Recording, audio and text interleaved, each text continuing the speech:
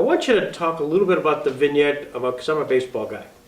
The vignette around the World Series in 1946, and I know you talked a little bit about how Dan Barry picked up on the story, but could you talk to that camera about that? Yeah, sure. So this was the night of the executions, and I think it was Game 6 of the World Series was happening the same night, and this was the Red Sox Cardinals. So Garricky, St. Louis guy, is obviously a Cardinals fan.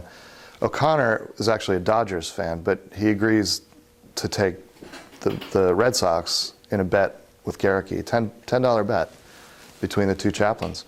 And so they make the bet. The entire American contingent in the prison are, they're baseball fans, so they want to know what's going on. But the prison was on lockdown. And the only way they could get any sort of updates about the game was that somebody on the outside, another guard, would call into the guard booth in the prison every half inning and update them with the score. And so it's a very tense moment in the prison anyway, because everybody knows what's about to happen later that night. And they keep getting scores, but so they're all hovering around the guard booth, all the chaplains, all the guards, except for the ones who are actually at the cells. And then at some point, they get a call in that the Red Sox had taken the lead in the 8th or something, and suddenly, from down the prison block, the guard at Goring's cell screams, "Something's wrong, something's wrong." And so Garricky, in the guard booth, listening to the latest update, sprints to Goring's cell. The guard by that time has opened the cell, and Garricky is the first one to Goring's side as he is dying from the cyanide that he had taken. So it goes from this atmosphere of just sort of sports and revelry and excitement about the Cardinals being in the series against the Sox and getting this update, even though there is this overlying tension of the executions happening later that night.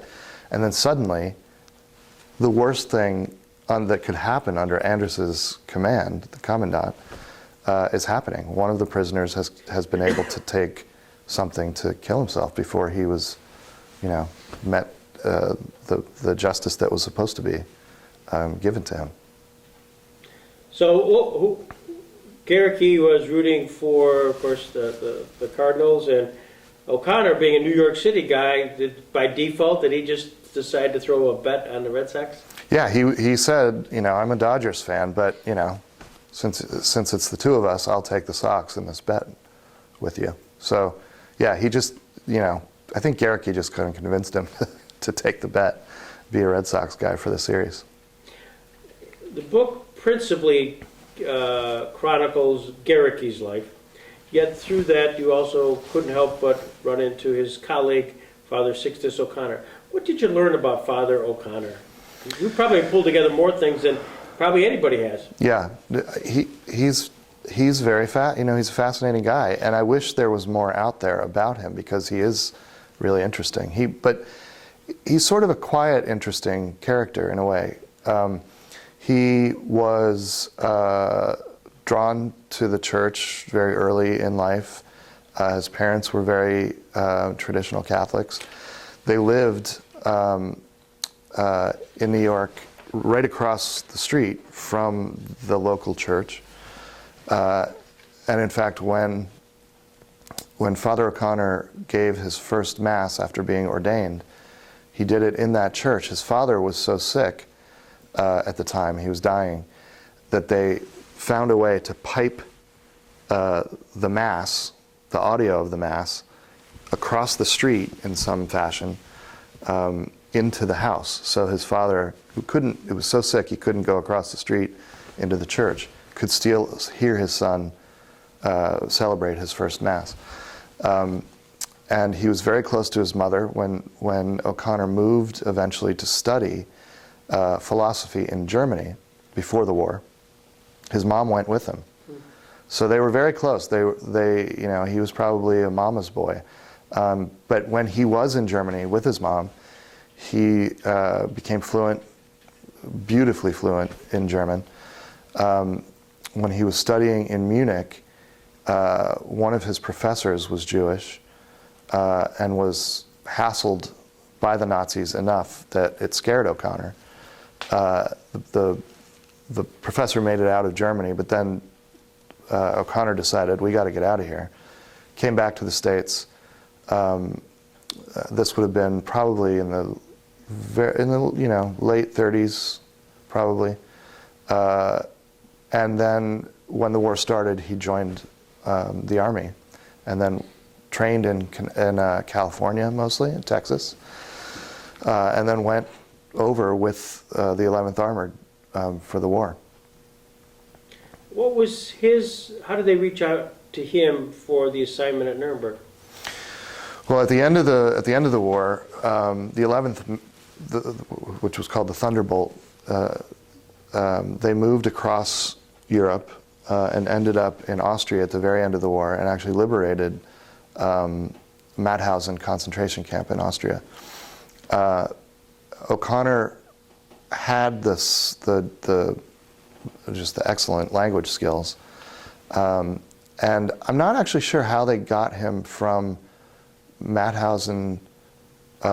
He might have gone from Mauthausen to Munich also. A lot of the activity from Nuremberg came from Munich. It was so close and a bigger place. And he was at Nuremberg quite a few weeks before Gericke, maybe 6 weeks or 8 weeks before Gericke. And Gericke got there just the week before the trial began. So O'Connor might have gotten there in August, maybe September. But he was the first chaplain to be selected. But he was the Catholic chaplain, so he was only really in charge of the fewer number of the Nazis. So when Gericke got to the prison, met with Burton Andrus, the commandant first, who then gave him to O'Connor for a meeting, and O'Connor sort of filled in Gericke on what the place was about and what they were going to do before Gericke even met with the prisoners. Sixtus O'Connor, in your book, had quite a relationship with Hans Frank. Now, how did you know about that? Was that through O'Connor's family member, or was that Hans Frank's kind of family members? I met with Hans Frank's son in Germany when I was doing some research, and he told me that he had, I knew that Hans Frank was one of the Catholic prisoners, and I also knew that he was one of the most lively participants in the religious part of the Nuremberg prison. But yeah, Frank's son, Nicholas, has written, he was a journalist, he's now retired, but he was a journalist in Germany for a long time and wrote about his father, who, a lot of the children of these Nazis have such a wide spectrum of relationship to the memory of their parents and what their parents did. And his is on the extreme end of hatred for what his father did and for his father. And he's written about this in a couple books, I think. But he told me that when he was writing one of his books, he actually came to New York and met with O'Connor because he knew that O'Connor had probably spent the most time of anybody alive with his dad before he died. So he told me a little bit about their relationship from what he had gathered from O'Connor himself, which is more than anybody else had been able to get from O'Connor. But he also gave me, really interestingly, a letter that O'Connor sent to Nicholas's older brother, the eldest of Frank's children, after the executions, which I put in the book as a way to show that these chaplains worked so hard for these for their, at their task, at trying to really save these men's souls, that they may have crossed a line at some point. So in this letter, O'Connor says to, I can't remember the name of the kid, the oldest Franck kid, but he says to him, it's your duty to carry out the good name, the good Franck name, now that your father is gone. And just know that that it is a good name, and that it was an encouragement and a sort of defense, not a defense of what Franck did, but a defense of the family name, I think. And it's interesting that both of these chaplains had such a high regard for, put such emphasis on the wives and children of these Nazis, to try to make sure that people really, that they had some sense that the children and the wives were not responsible for what these Nazis were on trial for. And so I think this was a way maybe of O'Connor to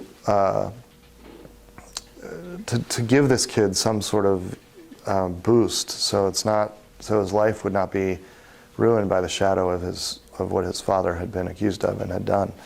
And Gericke sort of did the same thing with Goering's wife and daughter. Made sure, and this was something that Etta Goering wrote about in her own book. I got this from her, not from Gericke, but that Gericke came to her and her daughter after Goering had died, and similarly said, he said to her, your husband's death was not a suicide. I'm not sure I understand that, what he meant by that, but it was an attempt to comfort the people who were, in his mind, maybe, they hadn't been the central evil in the entire game. I'm going to go on that subject of Goering there, and on that subject, because at the end, Gericke was very disappointed that he didn't believe, he felt defeated, I think was your term, that he didn't get Goering to a position where he could even give him communion at the end. And it was just disappointment, because Gericke was seemingly very principled about that sacrificial rite, and he wouldn't just give it willy-nilly. Right. Yeah. You want to talk a little bit about that? Yeah, the relationship between Goering and Gericke is very interesting. And in fact, I think you can see the importance of it to Gericke, because in the longest piece he wrote about his experience, it sort of begins with Goering and ends with Goering. He talks about the first time he met Goering when he was meeting all the prisoners, but Goering, I think, made a big impression on everybody, and that included Gericke. And throughout the year, I think they had probably pretty interesting conversations about faith. And then at the end, yes, he has this moment. It's the night of the executions. Pretty much everybody, the prisoners weren't told, but everybody knows, it's been 2 weeks since the sentencing. It's at about that point that everybody knows that this is when it's going to happen. So the chaplains are told that morning by Andrus that this is the night, but not to tell anybody, but go visit everybody, because this is it's going to be tense. So they're doing that. The two chaplains are going cell to cell to cell to cell, talking to everybody, and probably multiple times. And while they can't say, this is it, it's sort of, the feeling is in the air. And by the evening, all the prisoners are handling this differently. Sokol is in his cell, crying and making, moaning and that kind of thing. Goering has become sort of morose and silent. Gericke goes in and talks to him, and yes, is desperately trying, he's probably thinking of these 9 months or whatever it's been that he has been making this huge effort to try to get all of these men to come back to Christianity. And he has, at this point, he believes, succeeded with some of them. But I think Goering is sort of his white whale, he wants this. And so he's giving it one more shot, and Goering, instead of even playing along, is instead being antagonistic and really making fun of Christianity, making fun of the idea of the Trinity. And Garricky at that point decides, this is just futile. This is not going to happen. And so he gets ready to leave, and then Goering says, Pastor, he always called Garricky Pastor, not chaplain, will you give me communion? And Garricky is floored. He's just heard 15 minutes of trashing the Christian faith. And he says to him, you say that you're a Christian, but clearly we've just had a conversation where you just described everything about what I believe as silly. And Goering says, well, a German pastor would give me communion. And Garricky says, I'm sorry, but unless I believe that you believe, I can't give you communion. So that's their last conversation, and Garricky leaves the cell and feels that Goering will ask for a German pastor to give him communion, because he thinks he probably wants this as a last minute, just in case remedy. But Goering doesn't do that, and then Garricky goes on to the next cell and keeps going, and then the thing happens with the baseball game, and 2 hours later, Goering is dead. Garricky, because he was one of the last to meet Goering, was interrogated right after that. Just because he had information. Yep. And whether or not there was that. Did Garricky talk about that moment where he's subject to the Inquisition, especially by the Russians? Right. Yeah, well, he talked to his son about it. I have all the information I have comes from his son. But yeah, it was both the fact that he was he had spent time with them, they were close, as all the chaplains, as both chaplains were. It was that Garricky was the first one to get to Goering as soon as his guard said something's up. And there were very intricate interviews of all the people involved in Goering's suicide.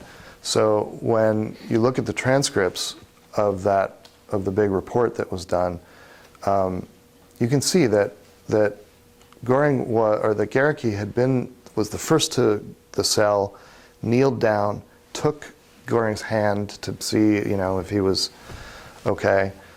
Clearly was not. There were suicide notes on Goering's body that one of the doctors who came in right after Garricky came in. Garricky stepped back when the doctor found these notes, handed them to Garricky and said, "Take this." One of those notes was addressed to Garricky. All of that put together, I think, it made him not suspicious, but I think a subject that people wanted to question. And yeah, he was interrogated, not interrogated, he was questioned just like a lot of the people involved in that night. But yes, he said that the Soviets especially were very interested in seeing what he knew, what he didn't know. They were a little more suspicious, I think, than the actual investigators were. Goering directed the last note to Garricky, "Forgive me, but I had to do it this way for political reasons. I have prayed for a long time to God and feel that I am acting correctly. Would that I might be shot. Please console my wife and tell her that mine was no ordinary suicide, that she should be certain that God will take me into his grace. God bless you, dear pastor." God, God, God. you know, and yet at the same time, hours earlier, he couldn't quite get to that point. Yeah. Yeah, and maybe that was his way of connecting with Garricky because he knew he was a pastor. And you know, interestingly, when you read that, you recognize those words that this was no ordinary suicide, similar to the message that Goering's wife wrote that Garricky told her. So it's possible that Garricky took this note seriously enough, you know, the dying wish, the wish of a last wish of a dying man, even though it was Hermann Goering, to take that message to his wife, you know, after he's dead, and whatever Garricky actually said to Goring's wife, you know, who knows how she received it and then how she later wrote it, but it could be that Garricky said something more similar to what Goering asked him to say, and then to her it sounded like, your husband did not commit suicide in the eyes of God. Garricky, after the whole Goering episode, had to kind of compose himself and walk his way with his Lutheran connections. Do you get a sense that was an incredibly difficult, emotional thing for him? I do. There's the professional side, then there's the personal. Right, exactly. And so, you know, when it becomes, when that story becomes more well known in the U.S., that among his Lutheran peers, that he denied a man who he knew was about to die the final act of, you know, the greatest act of sacrament in the church, even though that person was asking for it.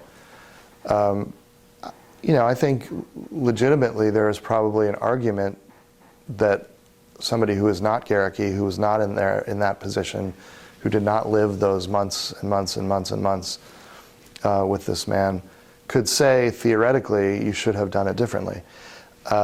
And some of them did, and some of them did to his face. You know, that's fine. Among pastors, you can have these conversations. I don't really think that hurt him as much as it did. You know, he probably thought, what do you know? You weren't there. You might have done it differently, but you might have done it exactly the same way, knowing what I knew at the time. The thing that hurt him more was after the story, this essay that he had written in the Saturday Evening Post in 1952 about his experience, and it's one of it's a version of, there are I think 3 different versions of this story that are in different publications, and his own draft that's in the Concordia archives, the Garricky archives. But when it was actually published in a wide format, the Saturday Evening Post at the time was big. He got a lot of hate mail from just regular Americans who called him a Nazi lover and a Jew hater, and how could you have done this, and how could you have even spoken to these people,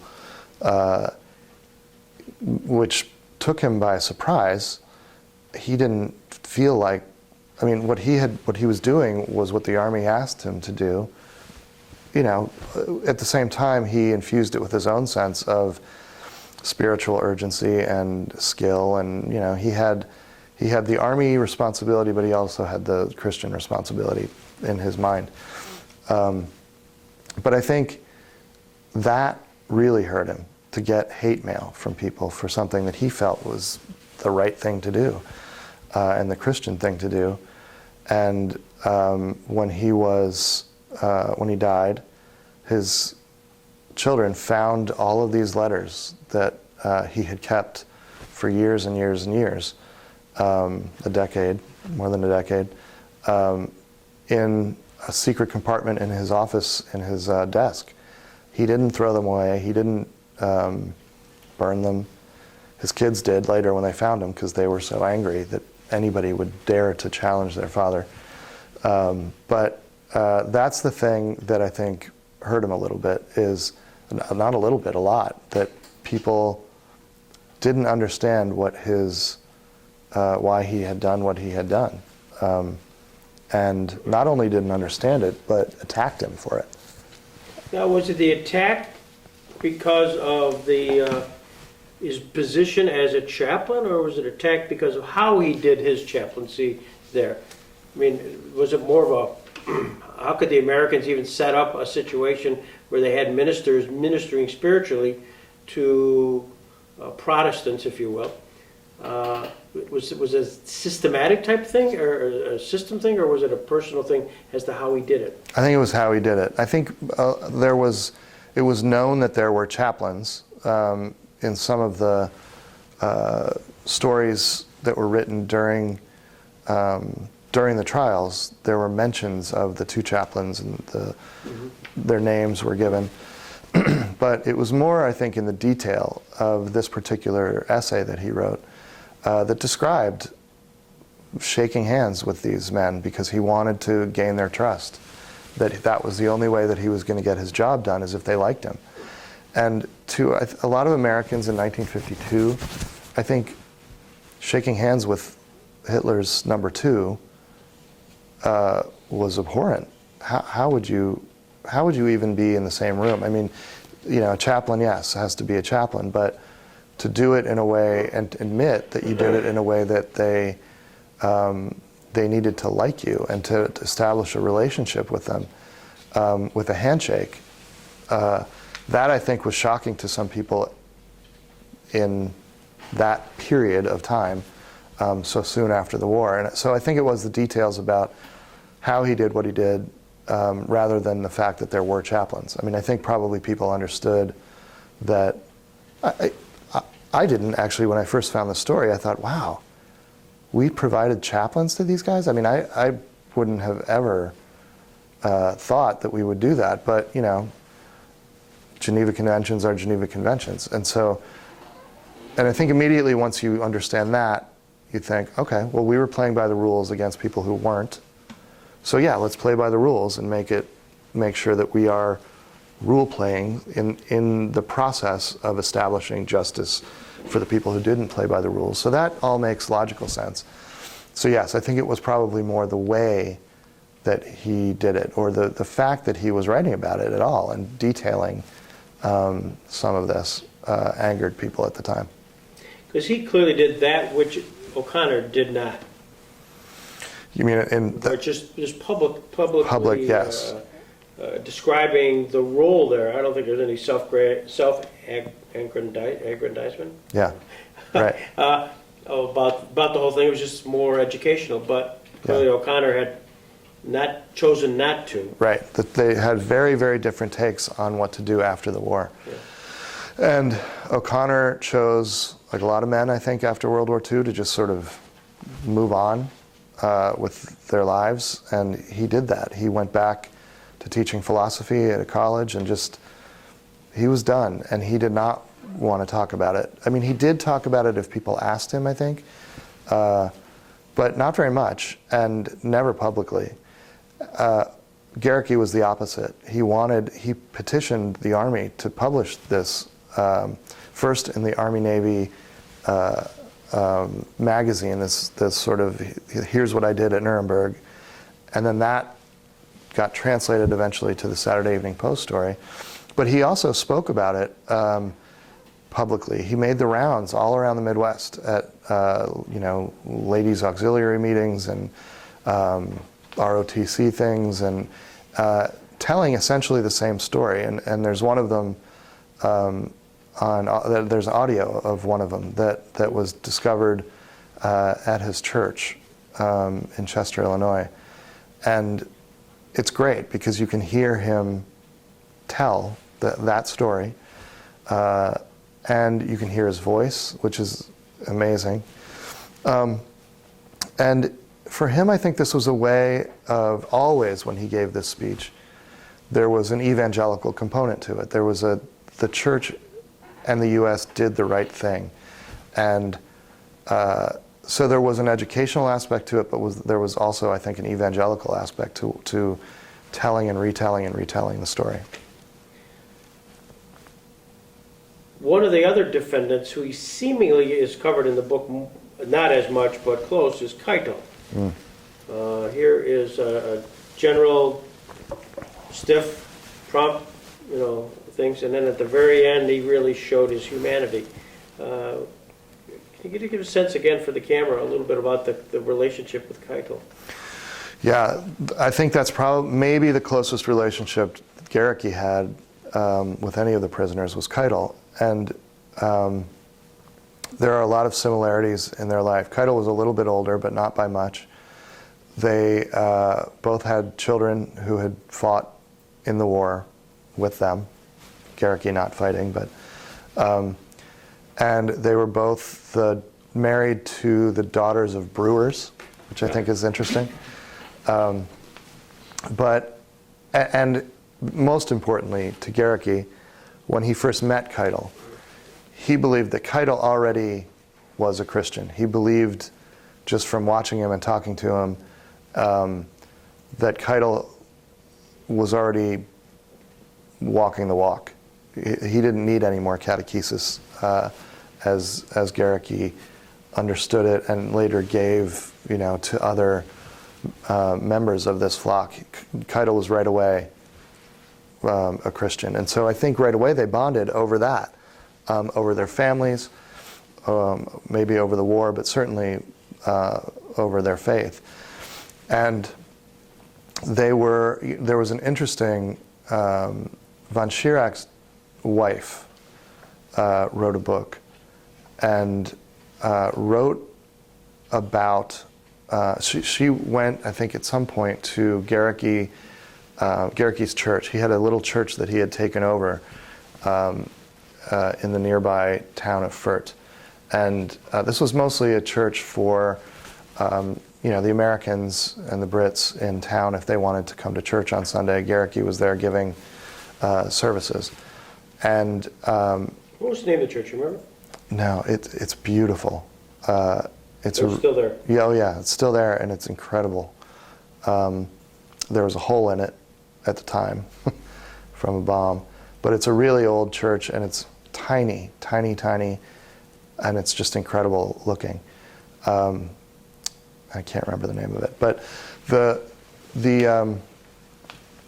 von Schirach's wife went to one of the services right before the sentencing, and there's a part in her book where she says Pastor Gericke really didn't want our men to die, and mentions Keitel by name, and says at some point, I think, I'm not remembering this exactly, but that they were so close that they hugged or I can't remember what it was, but anyway, mentions Keitel and mentions the closeness between the two men. And Gericke wrote about Keitel. I mean, he wrote in these pieces that he later published about Keitel and about Keitel's Christian standing, and Keitel was one of the first men to be hanged, that Gericke walked to the gallows. So, and at that moment, right before he was hanged, Keitel thanked dear pastor. And they prayed together in that last moment in German, a nursery rhyme that both of their German mothers had taught them when they were children. So there's some poignant moments between these two men. Keitel was probably one of the biggest Hitler lickspittles. He was Hitler said jump and Keitel said how high. But Taylor, one of the prosecutors, says in his book that Keitel's closing statement comes as close as anybody's to a real sense of dignity and possibly understanding what he had done and what position he had put himself in. And so he turns from this kind of horrible brown-nosing Hitler character over the course of the trial to somebody who may have understood what he had done, and in Gehrke's eyes, had owned up to what he had done or had accepted his Christian faith, I guess, in a way that Gehrke might have felt was good before the execution. I see in one of the monthly reports that Gehrke wrote that he believed that among his parishioners, Frick, Sauckel, Ribbentrop, and Keitel, quote, died as penitent sinners, trusting God's mercy for forgiveness. They believed in Jesus who shed his blood for their sins. Yeah.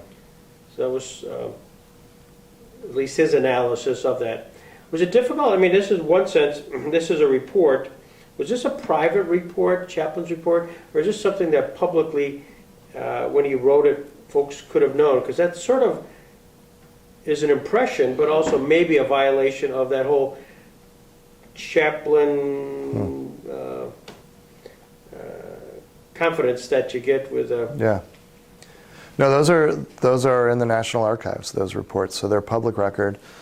Were they public at the time, or was this something sort of an internal memo? Oh, I see what you're saying. I don't know when those. No, these were internal memos from Gehrke to. I'm assuming that they would go first to Andrus, and then probably would be filed somewhere in the Chief of Chaplain's office or some sort of. I don't know when they would have gone from an internal Army document to being filed in the public archives kind of thing, but. At the time, no, this would have been an internal Army report. And so it would have been a sense, that again, get back to that confidentiality, right. Special bond that you have because of the relationship. Whether he felt that was breaching that by reporting that, or just something, kind of among us chaplains, this is what we feel like. Yeah, I mean, in terms of the kind of confessional seal, I think this would be outside of that, because really what you're saying is, this is not something that somebody told me with the assumption that we're in a private moment, a private confessional moment, but that this is when somebody becomes a Christian, that's a public act. And so he believes that these people were penitent is an interesting word there, actually, because that could be broadly Christian, penitent in a Christian sense. Penitent in a war crime sense, I don't know if that's what he meant, but I would think that when he wrote that, he probably was thinking that by saying these men are now, I believe they're Christian, probably would not have felt like that was breaking any sort of confidence. Gustav Gilbert, who was quite a player in the Nuremberg trial. He wrote the book, which got a lot of rave reviews. The history behind the book is a whole separate story, as he was competing with another psychiatrist, Kelly, to get that out. But as a side, did Gehrke talk much about the individual, Gustav Gilbert? No. The only reason I even know that Gilbert and Gehrke had any sort of crossing of paths was from Hank, who knew Gilbert because he went and stayed when Hank was at some point on leave. He went down to see his dad at Nuremberg and stayed with him. And Hank told me that Gilbert and Gehrke were roommates. So Hank met Gilbert then. Hank then later met Gilbert when Gilbert was a professor at Michigan State, and Hank was there for some reason, something he was studying, and sought Gilbert out to talk to him. And Gilbert was, Hank says, oddly sort of suspicious, like he wanted something from him. And Hank said, "No, I'm just here to say hi. I don't want anything from you." But that's the extent of my knowledge about the relationship between the two of them. Gilbert's writings, I actually think Kelly's and the other psychiatrist. Golden Son. Yeah, those are. I thought those were much more valuable resources for me. Gilbert's is a little. I mean, I used him here and there because he had some stuff that nobody else has, but it's clearly written from a point, not a scientific point of view, but with, a certain, he didn't like these guys, and he made sure that was known, and I think a lot of that book is colored by that. And I'm a little skeptical that some of the stuff really happened, actually. To me, Kelly's and Golden Son stuff is much more fact, I mean, there's a little bit, it's psychiatry, so who knows, but more interesting and more valuable if you're trying to get a read on who these guys were. Yeah. You had a chapter called The Brand of Cain, and trying to use that biblical story, and sort of get a sense of your two individuals. And you last, right at the very end, a couple of paragraphs. Those chaplains, O'Connor and Garricky, believe that God loves all human beings, including perpetrators. So their decision was more about how to minister to the Nazis, not whether they should. For Garricky and O'Connor, that challenge meant using what they'd learned for each defendant to spiritually lead him back to the place where he'd fallen, to a place of restoration. Did you find in your research that they actually had researched quite a bit about the biographies of these defendants? Or was that more you doing this for the book to perhaps give them some insight as to what they might have known? Yeah, I mean, I think probably, I don't know what the process was for each of these chaplains, except that there was a process. So, Garricky actually does talk a little bit about the mechanics of the big men, he calls them, Spear, Fritzsche, some of these guys that he knows want to come back to the church, but it's going to take some work, kind of thing. And so when I'm talking about restoring, I think what I mean, and I think what they probably were trying to do is get back to a sense of what these men, where they were, what they knew as kids. What do they know about their own Christian upbringing before, pre-Third Reich, and if that was a solid foundation, how do you restore that? How do you get back to that? I don't really know. I know from now doing a little bit of research on all these Nazis, a little bit maybe about whether they were brought up in a church or not, or how faithful their parents were, or something like that. And from the army shrinks, actually, they have a lot of that stuff in their books. But so I'm assuming part of their, and that's always dangerous to do as a journalist or a historian, but that there was, the logical process for a chaplain would be, especially if you have a lot of time to talk to these guys and get to know them, is tell me about your faith. How were you Catholic before Hitler? Tell me what your parents, did you go to church? What do you know about the Bible? And I think to try to get back to that place, it was what they were doing. I mean, I think it was pretty simple for them. Some, they succeeded with some, they didn't have to do much with some, Keitel. They succeeded with others. I think Frick was actually sort of pretty religious, but some of the other guys that he believed were brought back. And then some, like Goring, just never made it. And so there was this wide spectrum of success, I think, with what they were trying to do.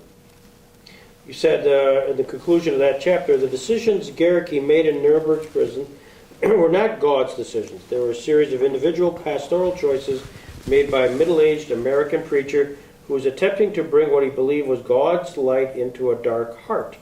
The Nuremberg chaplains were not judging the members of their flocks, nor were they forgiving their crimes against humanity. They were trying to lead those Nazis who were willing to follow, not everybody, toward a deeper insight into what they have done. They were attempting to give Hitler's henchmen new standing as human beings before their impending executions. Is that controversial? Yeah. I mean, I heard a little bit of that yesterday in the Q&A, especially, and this from some of the questioners were Jewish. Yeah. And you could see that, like, really? Yep. Really, is that? Yeah. How was your sense of all that? Yeah, I mean, I think it's sort of radical what they were trying to do, and maybe not right. I don't know the answer. I mean, it's possible that, you know, they could have the Andrus could have assigned two chaplains, a Catholic and a Protestant, who would have just gone in there and handed out a Bible, listened to any confession, and really done the minimum that they had to do, and not really try to do, as these two chaplains did, this process of restoration. It's, you know, they had that could have been the way to do it if maybe a different commandant had been in charge. So maybe this is a lot of on Andrus picking two guys who really were going to take this job not just as a job, an army job, but as a Christian job. And these two, if you wanted somebody who was going to do both of those jobs, you got the right two guys. Mm-hmm. So I think when I've spoken to Jewish audiences, that is one of the big questions: is why was there a secondary step here? Why wasn't there just fulfill the mandate of the Geneva Convention, put somebody there in case they have a moment where they want to talk to somebody or a confession, but otherwise it should be very straightforward. Instead, these two men took it upon themselves to sort of go into that secondary job to really evangelize and to bring this sense of saving these men who don't deserve to be saved. So yes, it's hugely controversial, I think, what they did. I don't know that it would happen again that way. We have prisoners in Guantanamo, and they are given access to a chaplain, but really just so that they can, really all that chaplain does is give them a Quran if they need it. They advocate to make sure, with the commanding officer there, to make sure that there is appropriate prayer time, let's say. But in Guantanamo, those prisoners minister to themselves. And so there isn't a sense of really giving somebody the full-fledged experience of a pastor or an imam or a rabbi. So that's the part of this that confuses a lot of people, I think, that there were two parts to what these two chaplains did. And the second part, the non-Army, non-Geneva Convention part, is the controversial part. And I think it is sort of radical, and maybe that's where the big question mark hangs. That's why I wanted to write this. Since you've written it, I suspect you've had people, information has come forward. I suspect people have come up with maybe something different approaches, different ideas. If you had to do an amendment to the book, or restate the book, or a second publication, what would you add to it? Well, one of the things that's amazing is that there is nobody has come to me with more information about O'Connor, which I think is kind of amazing. I thought this would be, I found out so little in comparison about O'Connor that I thought somebody's going to read this and say, oh, I have all his letters from, something. Nothing like that has happened in 2 years since this has been published. Garricky, on the other hand, I've had, little nieces of his who have saved every letter, or people have, little kids that he knew in Chester, we gave Bible study to, have notes that he wrote them. When the book came out, I gave a talk in Chester at the public library, right down the street from his church, and it was packed with Midwestern, really nice, white-haired people, almost all of whom knew him from when they were little. And signing books took hours because everybody had a story, and the stories were remarkably similar. This man was a saint to these kids, now older people, but they had such vivid memories of how nice he was and how funny he was and that's, I'm sure part of that is knowing that now he's the subject of a book, but the fact that all the memories are so similar, and they had varied ones and tons of them. So anyway, to answer your question, it made me, I did a lot of research for this book, but it made me want to do so much more. There's so much more to these two men than I was able to kind of capture in this book. That's going to happen to everybody, I think, who writes about somebody who's a little bit more obscure. But since this book has come out, Garricky, at least, has become an even fuller human being in my mind. What's the question I should be asking you that I haven't so far? I don't know. You're pretty good at this.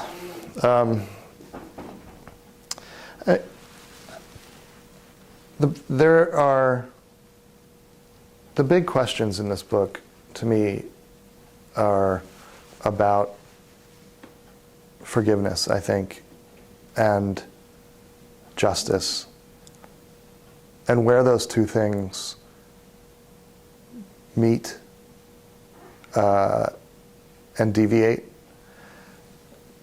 And I don't know that this book, the book does not resolve that at all, but it brings up those questions of, when I first found the story, I thought, why did we do this? And there's the simple answer that I found, which was just Geneva Conventions. But there's a bigger debate about why we did it. And I think a lot of that has to do with, as we were saying before, this is a trial. This is an experimental trial. This has never been done before. But we are trying to hold these people who were about to destroy the world to account for what they did. And in order to do that, we need to play by the rules to such an extent that it is obvious to the entire globe that this is the better option.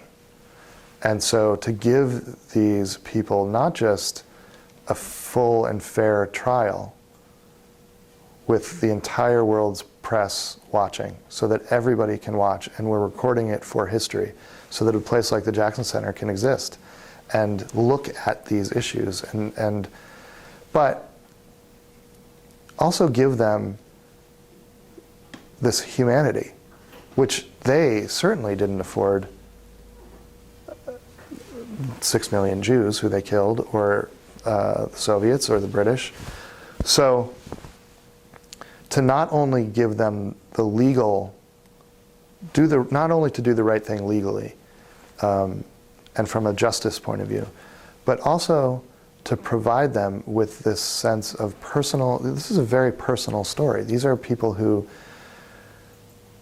as I say frequently, got down on their knees in the cement cells of the prison in Nuremberg with Nazis, prayed with them, counseled them, may have gone too far at times, but to get to that point, you have to you have to think, if you're the Allies, let's bet on that. Let's bet on humanity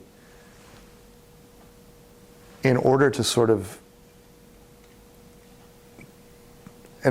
do something that is the exact opposite of what these people had just done. And so, I don't know. To me, those are the interesting questions here.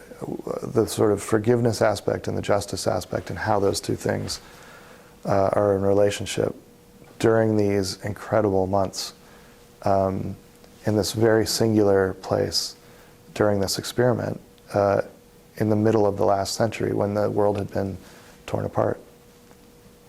It's been fabulous. If you had, I suppose here's the last question, because I know you've got things to do today, but if you had to sit down with Henry Prestigaricki and just had one or two questions, what would you ask him? Well, I would try, because I'm a journalist, to ask him what was said under confessional seal. He wouldn't tell me, but I would have to give it a shot. Yeah. I don't know if I could just do two questions. I would need days and days with him. But, you know, I might ask him a little bit about, this is going to be funny because the book is about Nuremberg, but I might ask him a little bit about his marriage. Because I think that's a part of this that I couldn't really get to. All I have about it is some of the things that he wrote, but there are no letters between the two of them, so I don't really know. I know what their relationship is like from their son. But you know, his portrait of his parents is colored by his own life experience and what he saw growing up, and his relationship with his dad and his mom separately, and I think that's really an interesting part of Garicki's character that I think would just give me a fuller aspect of who he is or who he was. So I would ask him to talk about Alma, I think. And of course, I think I found interesting that the letter, of course, to me is one of the more interesting pieces of evidence of certainly the relationship he had with the defendants, but also Alma said at the end, I never really asked him to come back. You know, just that rumor is taken off. It led to a wonderful letter and a piece of autograph that's very valuable, by the way. So. Yeah, no, and Garicki said he thinks that whole rumor started because he was in the cells grousing along with them about not seeing his wife and kids, you know, for a long time. And I think that's how rumors start. You know, he was just in there being a guy with them saying, oh, God, I really miss my wife. It would be great to see her again. Yeah, me too. You know, trying to sort of have this relationship with them. And probably in the next time they were all kibitzing together, one guy said, yeah, he said that to me too. I wonder if he's going home. And then that, you know, started the rumor, and that's probably how it began. I think the story that you told is such that how it actually started. I mean, maybe for the camera, you could just maybe repeat that, how the letter got started. It was in the courtroom. Yeah, so it was in the courtroom. It was day 155 of the trial, about halfway through. And yeah, the Nazis had heard a rumor that Garicki was going home. And so von Papen, Hitler's chancellor, was on the stand, and Hans Fritzsche, who was Goebbels' radio chief, radio propaganda chief, who was a good writer, wrote the letter. They were in the dock. They were all sitting, or in the witness stand. They were all just sitting there. I'm sure just bored. You know, what else are you going to do? So he wrote the letter, passed it down to Baldur van Schirach, whose mother was from Philadelphia, so he was fluent in English. He translated it into English, and then they just passed it around, and each of them signed it. And then they asked that to be sent to Garicki's wife. And obviously, then it wasn't like they just put it in the mail. I'm sure it went through censors, and then Garicki actually saw it before it went and included a letter, a note to Alma that said, honey, you're not going to believe this. You have the most unique letter in the world right now. Don't show the newspaper. Yeah. It's a fabulous, fabulous story. This has been great, Tim. I'm so thrilled to get you here. I'm so thrilled that John could work it all out and you and your wife could enjoy a Chautauqua moment. It's been unbelievable. Really, really fun. And, just walking around and people want to talk about the book and have great questions. And then aside from just being here and talking about the book, just being here and, talking to all these other interesting people who have interesting stories and have done interesting things. This is an amazing place.